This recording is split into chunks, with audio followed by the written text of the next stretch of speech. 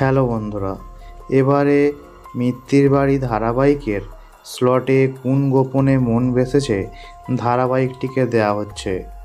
আগামী 7ই জুলাই থেকে দর্শকেরা কোন গোপনে মন ভেসেছে ধারাবাহিকটি রাত 9টার স্লটে মিত্তির বাড়ি ধারাবাহিকটির স্লটে দেখতে পাবে।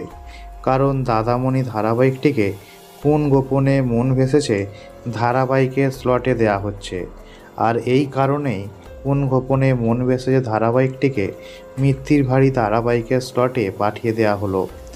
কোন গোপনে মন ভেসেছে ধারাবাহিকটির টাইম স্লট পরিবর্তন হওয়ার খবর পাওয়ার পর থেকেই আদ্রিত রায় এবং পারিজাত চৌধুরীর ফ্যানেদের মধ্যে একটাই চিন্তা, তাহলে মিত্তির বাড়ি ধারাবাহিকটির কী হবে? ধারাবাহিকটির টাইম স্লট পাল্টাবে নাকি ধারাবাহিকটিকে শেষ করে দেওয়া হবে?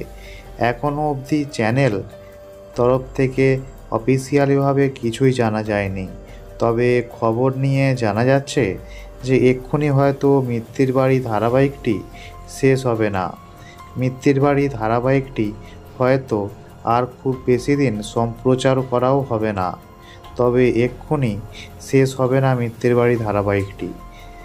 এখন হয়তো মিত্তির বাড়ি ধারাবাহিকটিকে মিঠিচড়া ধারাবাহিকের স্লটে পাঠিয়ে দেওয়া হবে, মানে হয়তো রাত 10টা 15 সময় পাঠিয়ে দেওয়া হবে এই ধারাবাহিকটিকে।